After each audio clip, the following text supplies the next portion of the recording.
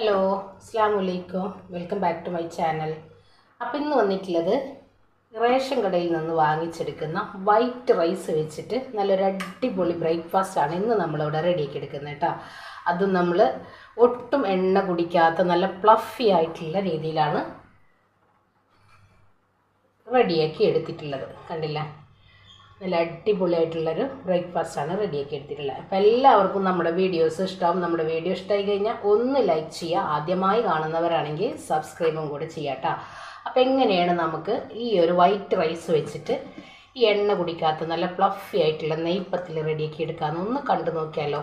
അതിന് മുന്നേ നമ്മുടെ വീഡിയോസ് നിങ്ങളൊന്ന് സ്കിപ്പ് ചെയ്യാതെ കാണാം കേട്ടോ. അപ്പോൾ നമുക്ക് വീഡിയോയിലേക്ക് പോയാലോ. ഇന്ന് നമ്മളിവിടെ നല്ലൊരു അടിപൊളി ബ്രേക്ക്ഫാസ്റ്റാണ് റെഡിയാക്കി എടുക്കുന്നത് കേട്ടോ. എല്ലാവർക്കും വളരെ യൂസ്ഫുൾ ആയിട്ടുള്ള വീഡിയോസാണ്. ഒത്തിരി പേര് റേഷൻ കടയിൽ നിന്നുള്ള ഈ ഒരു വൈറ്റ് റൈസ് വാങ്ങിക്കാത്തവരൊക്കെ ഉണ്ട് കേട്ടോ. അപ്പോൾ ഈ ഒരു വൈറ്റ് റൈസ് ഇനി ആരും വാങ്ങിക്കാതിരിക്കേണ്ട. നമുക്ക് നല്ല അടിപൊളിയായിട്ടുള്ള ബ്രേക്ക്ഫാസ്റ്റുകൾ നമുക്ക് റെഡിയാക്കി എടുക്കാനായിട്ട് പറ്റും. അപ്പോൾ ഞാനിവിടെ റേഷൻ കടയിൽ നിന്ന് വാങ്ങിച്ചെടുക്കുന്ന നമ്മൾ ചോറ് വെക്കുന്ന വൈറ്റ് റൈസ് ഒരു 250 ml കപ്പിൽ 2.5 കപ്പ് എടുത്തിട്ടുണ്ട്. അപ്പോൾ ഇത് വെച്ചിട്ടാണ് നമ്മളിന്നിവിടെ അടിപൊളി പലഹാരം റെഡിയാക്കി എടുക്കുന്നത് കേട്ടോ. അപ്പോൾ നമുക്കിതൊന്ന് നല്ലപോലെ വാഷ് ചെയ്തെടുക്കാം കേട്ടോ. ലൈറ്റ് ചൂട് വെള്ളത്തിലൊന്ന് ജസ്റ്റ് ഒന്ന് നല്ല വെള്ളത്തിൽ കഴുകിയതിന് ശേഷം ചെറിയൊരു സ്മെല്ലുണ്ടാവും. അത് പോകാൻ വേണ്ടിയിട്ട് നമ്മളെന്ത് ചെയ്യാം, കുറച്ച് ചൂട് വെള്ളത്തിലൊന്ന് കഴുകി നൈറ്റ് നമുക്കൊന്ന് കുതിർക്കാനായിട്ട് മാറ്റി വെക്കാം. നൈറ്റ് നമ്മൾ കുതിർക്കാനായിട്ട് വെച്ചിട്ടുള്ള നമ്മുടെ റേഷൻ കടയിൽ വൈറ്റ് റൈസാണിത് കേട്ടോ.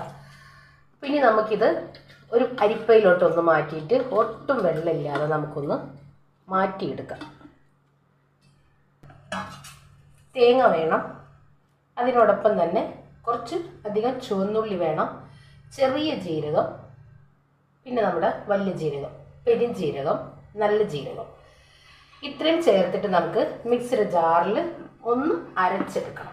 അപ്പം ഇനി നമുക്ക് മിക്സിയുടെ ജാറിലോട്ട് നമ്മുടെ ഈ ഒരു മാറ്റി വെച്ചിട്ടുള്ള നമ്മുടെ ഈ അരി ചേർത്ത് കൊടുക്കാം. നമ്മൾ കുതിർത്തിയെടുത്ത വെള്ളം തന്നെ നമ്മളിതിലേക്ക് ഒഴിച്ചു കൊടുക്കാം കേട്ടോ. അതുപോലെ ഒന്ന് അരച്ചെടുക്കുക. നമ്മുടെ അരിയുടെ ഒരു നെഗത്തിൽ വെള്ളം മാത്രം ഒഴിച്ചെടുക്കാം കേട്ടോ.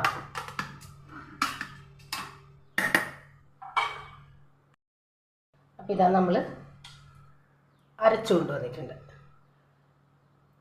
ചെറിയ തരിയായിട്ട് അരച്ചെടുക്കാം കേട്ടോ. അതേ സെയിം ജാറിലേക്ക് തന്നെ നമ്മുടെ ഈ ഒരു മാറ്റിയെടുത്തിട്ടുള്ള തേങ്ങ, ഉള്ളി എല്ലാം കൂടെ ഒന്ന് ഒതുക്കി കൊണ്ടുവരാം. കണ്ടില്ല, ഈ ഒരു രീതിക്ക് നമ്മൾ അരച്ചെടുക്കാം കേട്ടോ. ഒന്ന് ഒതുക്കിയെടുത്താൽ മതി. ഇനി നമ്മുടെ ഈ ഒരു അരപ്പിലോട്ട് മാറ്റി കൊടുക്കാം. ആവശ്യത്തിനുള്ള ഉപ്പ് നല്ലപോലെ ഒന്ന് മിക്സ് ചെയ്തിട്ട് എല്ലാ വശത്തും നമ്മുടെ തേങ്ങ ഒന്ന് ആക്കിയെടുക്കുക. ഇനി ഇതിലോട്ട് 250 ml കപ്പിൽ 1 കപ്പ് വറുത്ത നെയ്സ് പത്തിരിപ്പൊടി ചേർത്ത് കൊടുക്കാം. നമുക്ക് നോക്കിയിട്ട് ചേർക്കാം. ഇനി ആവശ്യം വരും. നമ്മുടെ ഈ ഒരു അരച്ചെടുത്തിട്ടുള്ള മാവ് നമുക്ക് പരത്തിയെടുക്കാനുള്ള രീതിയിൽ ഒന്ന് ടൈറ്റായിട്ട് കിട്ടണ വരെ നമ്മൾ കുറേശ്ശെ പൊടി ചേർത്തിട്ട് നമുക്കൊന്ന് നമ്മുടെ പത്തിരിക്ക് പിടിച്ചെടുക്കില്ലേ, ഉരുട്ടിയെടുക്കില്ലേ, ഉരുളകളാക്കിയിട്ട് ആ ഒരു പരുവത്തിൽ നമുക്ക് കുറേശ്ശെ പൊടി ചേർത്ത് നല്ല പോലെ ഒന്ന് മിക്സ് ചെയ്തെടുക്കാം. അപ്പോൾ ഇതാ നമ്മൾ കണ്ടില്ലേ, ഉരുട്ടിയെടുക്കുന്ന വിധത്തിൽ പൊടി ചേർത്തിട്ട് ഞാൻ ആ ഒരു 1/4 കപ്പ് പൊടി തന്നെയാണ് കേട്ടോ ചേർത്തെടുത്തിട്ടുള്ളത്. നമുക്ക് ഇതേപോലെ കയ്യിൽ ഒട്ടാത്ത രീതിയിൽ പരത്തിയെടുക്കാനുള്ള. പിന്നെ ഞാനിതാ പരത്തിയെടുക്കാൻ വേണ്ടിയിട്ട് ഓയിലിൻ്റെ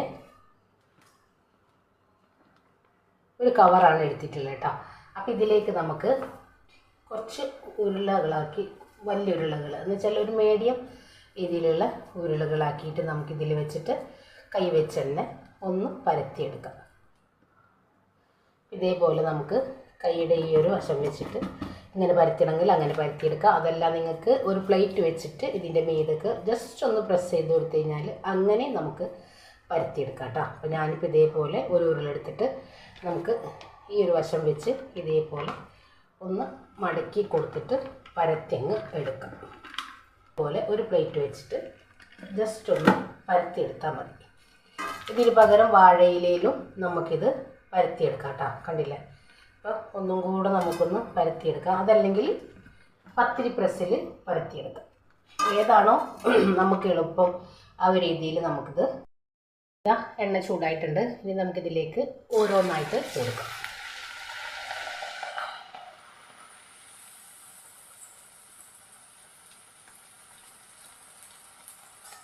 ഇനി നമുക്കൊരു തവി വെച്ച് ജസ്റ്റ് ഒന്ന് മേലെ പ്രസ് ചെയ്ത് കൊടുക്കാം.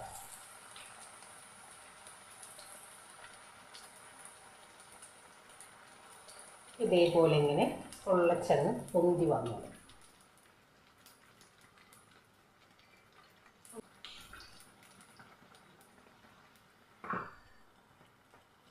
ഇനി ഇത് കോരി മാറ്റാം. എല്ലാം നമുക്ക് ഇതേപോലെ ഒന്ന് റെഡിയാക്കി എടുക്കാം. ഇതേപോലെ ഒന്ന് പരത്തിയെടുക്കാം.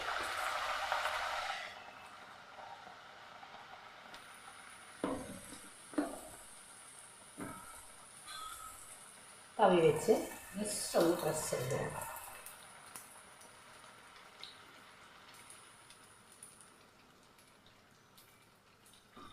നല്ലപോലെ പൊള്ളച്ച് വന്നോളൂ. തിരിച്ചിട്ട് കൊടുക്കാം. കണ്ടില്ല? ഈ ഒരു രീതിയിൽ കോരി മാറ്റാം.